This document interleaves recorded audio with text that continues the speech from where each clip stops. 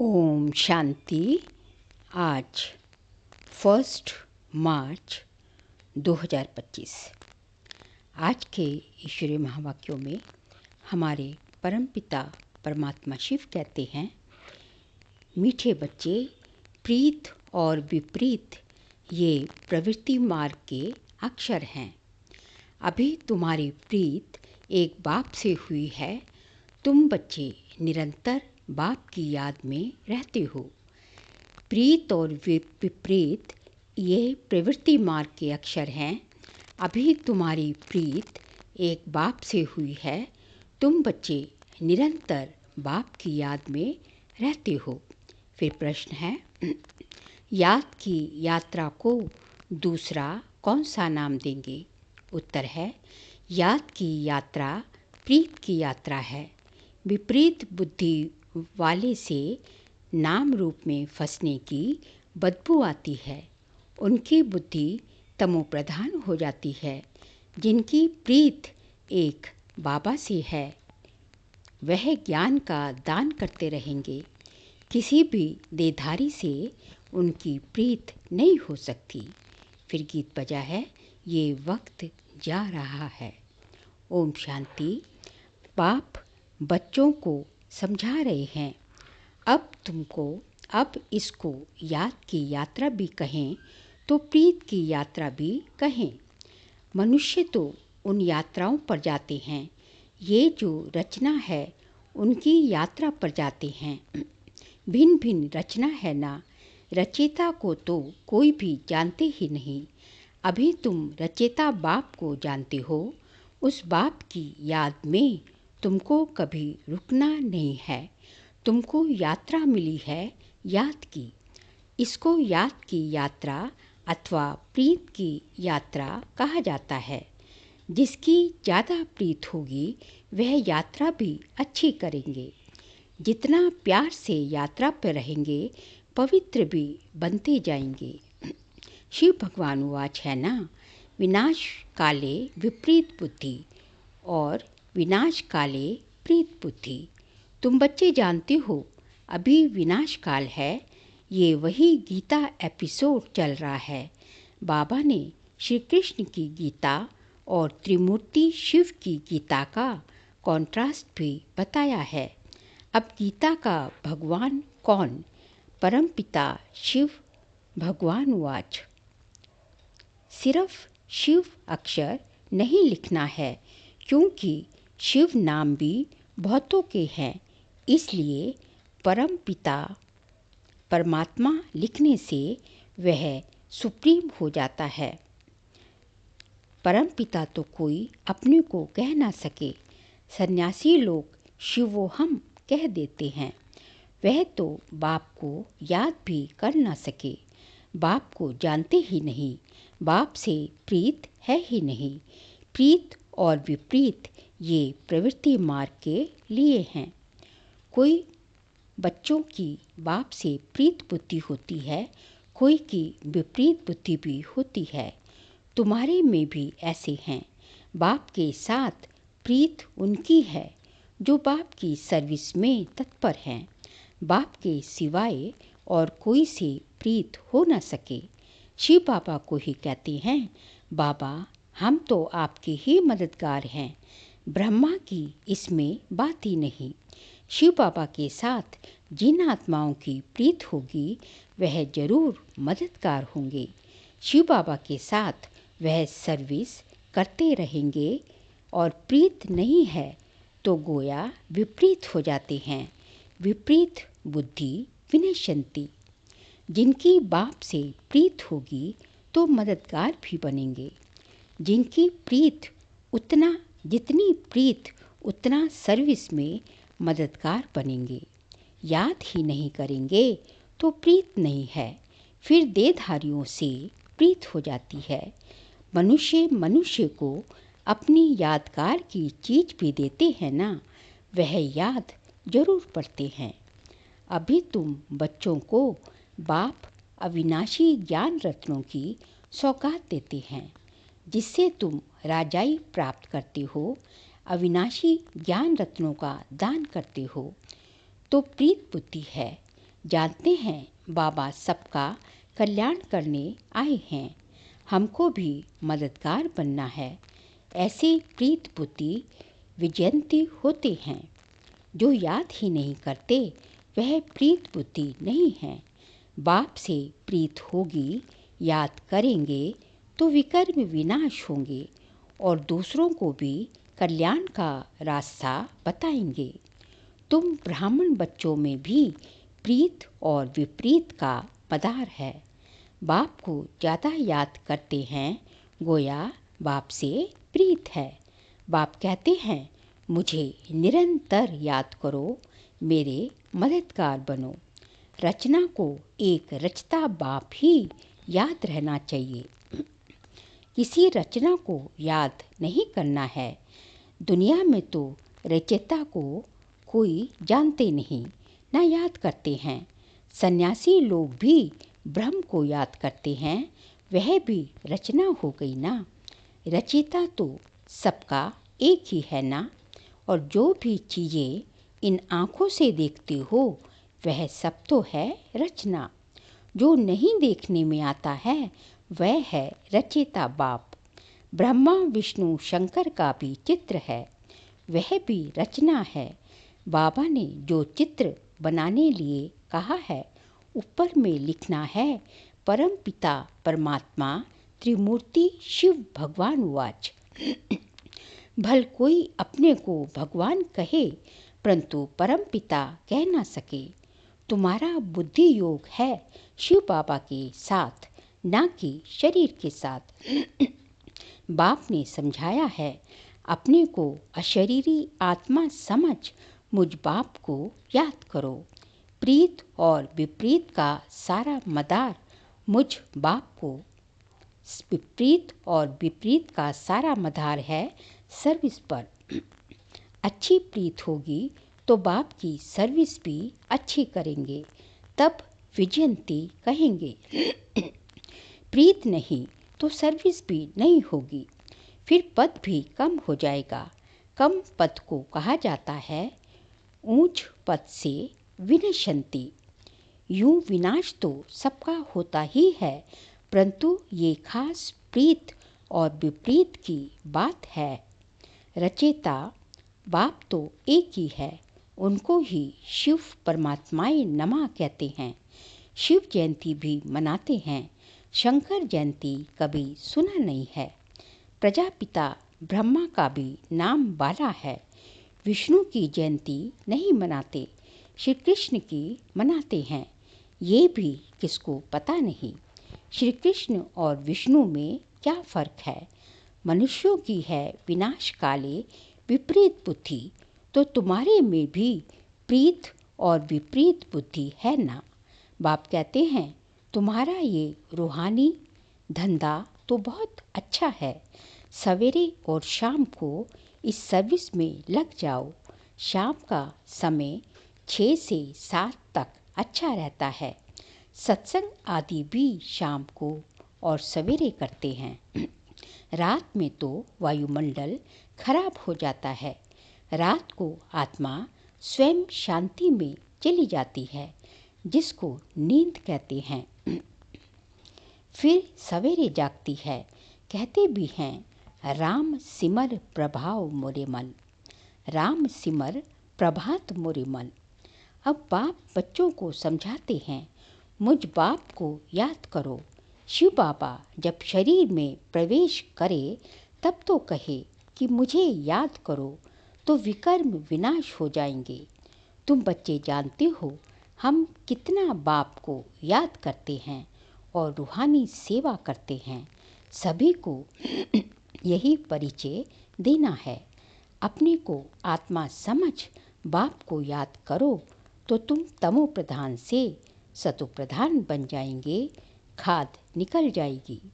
प्रीत बुद्धि में भी परसेंटेज है। बाप से प्रीत नहीं है तो जरूर अपनी देह में प्रीत है या मित्र संबंधियों आदि से प्रीत है। बाप से प्रीत होगी तो सर्विस में लग जाएंगे। बाप से प्रीत नहीं तो सर्विस में भी नहीं लगेंगे। कोई को सिर्फ अल्फ और बे का राज समझाना तो बहुत ही सहज है। हे भगवान, हे परमात्मा कह याद करते हैं, परंतु उनको जानते बिल्कुल नहीं।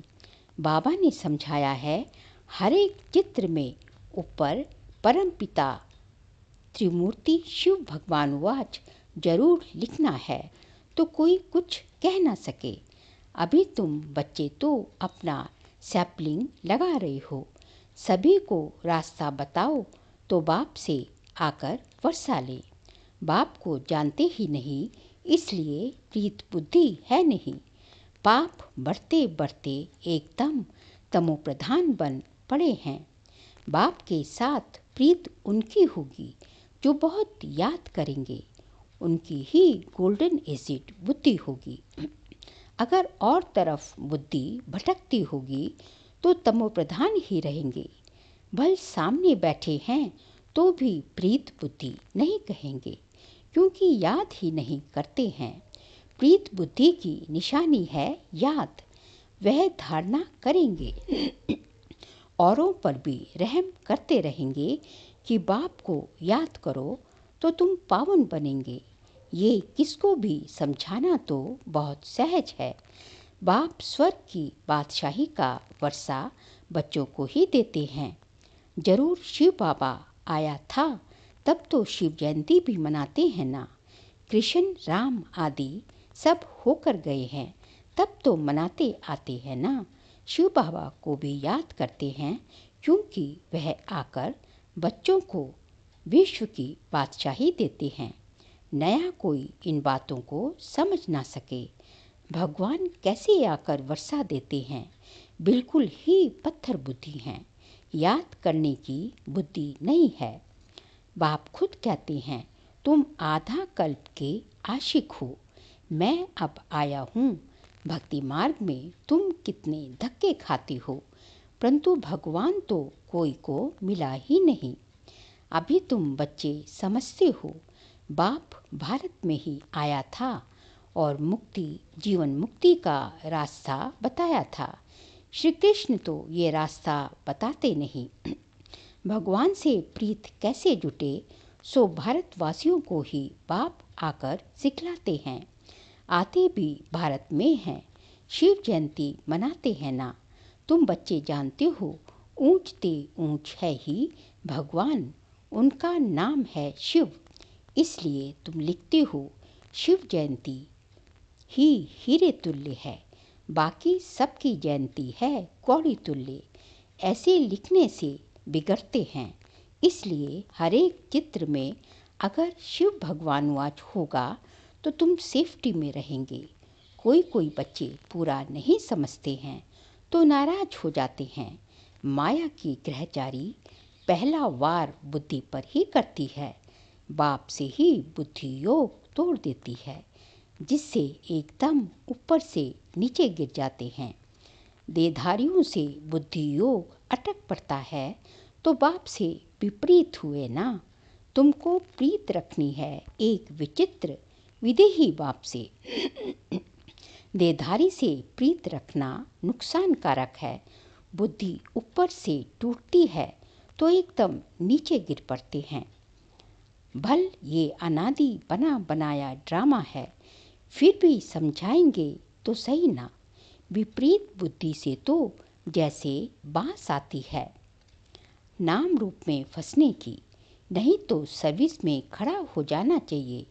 बाबा ने कल भी अच्छी रीति समझाया। मुख्य बात ही है गीता का भगवान कौन, इसमें ही तुम्हारी विजय होनी है। तुम पूछते हो कि गीता का भगवान शिव या श्री कृष्ण, सुख देने वाला कौन है? सुख देने वाला तो शिव है, तो उनको वोट देना चाहिए, उनकी ही महिमा है। अब वोट दो, गीता का भगवान कौन? शिव को वोट देने वाले को कहेंगे प्रीत बुद्धि। ये तो बहुत भारी लक्षण है। ये सब युक्तियाँ उनकी बुद्धि में आएंगी जो सारा दिन विचार सागर मंथन करते रहेंगे। कई बच्चे चलते चलते रूठ पड़ते हैं। अभी देखो तो प्रीत है, अभी देखो तो प्रीत टूट पड़ती, रूठ जाते हैं। कोई बात से बिगड़े तो कभी याद भी नहीं करेंगे, चिट्ठी भी नहीं लिखेंगे, गोया प्रीत नहीं है। तो बाबा भी 6-8 मास चिट्ठी नहीं लिखेंगे।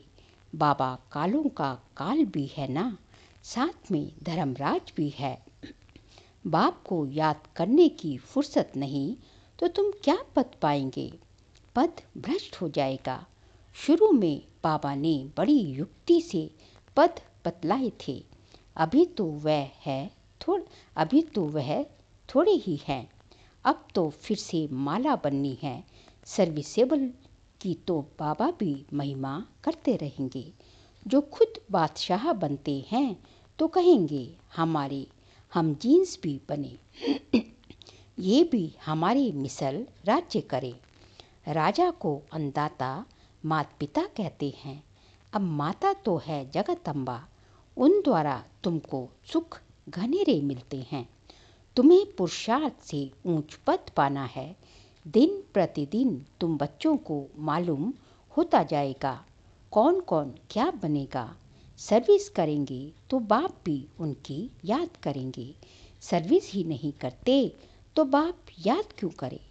बाप याद उन बच्चों को करेंगे जो प्रीत बुद्धि होंगे। ये भी बाबा ने समझाया है, किसकी दी हुई चीज पहनेंगे तो उनकी ही याद जरूर आएगी। बाबा के भंडारे से लेंगे तो शिव बाबा ही याद आएगा। बाबा खुद अनुभव बतलाते हैं, कौन, ब्रह्मा बाबा। याद जरूर पड़ती है, इसलिए कोई की भी दी हुई चीज रखनी नहीं चाहिए। अच्छा, मीठे मीठे सिखिल दे बच्चों प्रति माता पिता बाप दादा का याद प्यार और गुड मॉर्निंग। रूहानी बाप की रूहानी बच्चों को नमस्ते। हम रूहानी बच्चों की रूहानी बाप दादा को नमस्ते नमस्ते नमस्ते। सार के लिए मुख्य पॉइंट, एक विदेही विचित्र बाप से दिल की सच्ची प्रीत रखनी है। सदा ध्यान रहे माया की ग्रहचारी कभी बुद्धि पर वार ना करे।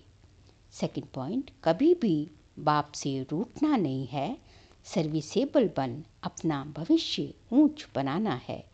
किसी की दी हुई चीज अपने पास नहीं रखनी है। आज का बाबा का वरदान है, शुद्धि की विधि द्वारा किले को मजबूत करने वाले सदा विजयी और निर्विघ्न भव। शुद्धि की विधि द्वारा किले को मजबूत करने वाले सदा विजयी और निर्विघ्न भव। इस किले में हर आत्मा सदा विजयी और निर्विघ्न बन जाए, इसके लिए विशेष टाइम पर चारों ओर एक साथ योग की प्रोग्राम रखो।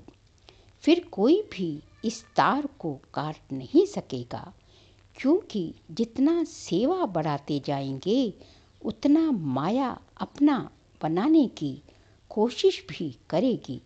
इसलिए जैसे कोई भी कार्य शुरू करते समय शुद्धि की विधियां अपनाते हो, ऐसे संगठित रूप में आप सर्वश्रेष्ठ आत्माओं का एक ही शुद्ध संकल्प हो, विजयी। ये है शुद्धि की विधि, जिससे किला मजबूत हो जाएगा। स्लोगन है, युक्ति युक्त व यथार्थ सेवा का प्रत्यक्ष फल है खुशी। युक्ति युक्त व यथार्थ सेवा का प्रत्यक्ष फल है खुशी। बाबा कहते हैं, यदि आपकी सेवा युक्ति युक्त है और यथार्थ है अर्थात एक्यूरेट है, तो उसका प्रत्यक्ष फल खुशी आपको ना मिले ऐसा हो ही नहीं सकता। इसलिए आपको खुशी हो रही है या नहीं हो रही, ये इसी बात का प्रमाण है कि आपकी सेवा युक्ति युक्त व यथार्थ है या नहीं। फिर जो है फरवरी मास का अव्यक्त इशारे का पॉइंट है, सत्यता और सभ्यता रूपी कल्चर को अपनाओ। सत्यता और सभ्यता रूपी कल्चर को अपनाओ। फर्स्ट, आज के दिन का पॉइंट है, ब्राह्मण जीवन में फर्स्ट नंबर की कल्चर है सत्यता और सभ्यता, जो हर एक के चेहरे और चलन में ये ब्राह्मण कल्चर प्रत्यक्ष हो। क्या प्रत्यक्ष हो? चेहरे और चलन में सत्यता और सभ्यता। आप पापा कहते हैं आपको सत्यता तो बतलानी है, हर आत्मा से सत्यता तो बतानी ही है, लेकिन सत्यता को भी सभ्यता के साथ बताना है। हर ब्राह्मण मुस्कुराता हुआ हर एक से संपर्क में आए।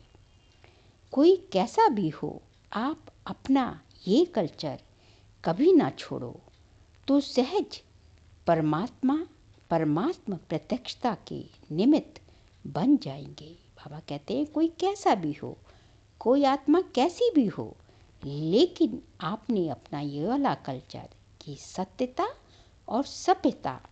सपोज आप किसी आत्मा को जो है सत्यता बताना चाहते हैं, वो थोड़ा सत्य के मार्ग से थोड़ा डिस्टॉर्टेड है, तो आप बताएंगे जरूर सत्यता, लेकिन उसमें सभ्यता हो, अर्थात मृदुल भाषी हो, मधुरता हो, और आपका चेहरा मुस्कुराता हुआ हो। और ये सब जो है, ये सब सभ्यताएं हैं जो कि हमें सत्यता के साथ साथ जो है अपने अंदर जरूर लानी ही है।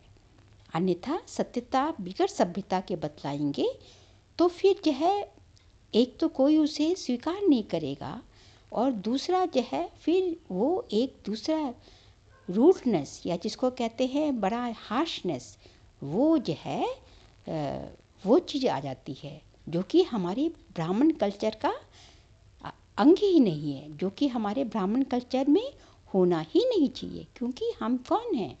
हम जो है देवता बनने वाले, देवी देवता बनने वाले हैं, तो हमें तो मधुर भाषी, मृदु भाषी और एकदम जो है हर्षित मुक्ता, ये सब चीज़ें हमारे अंदर होनी ही चाहिए। अच्छा, ओम शांति।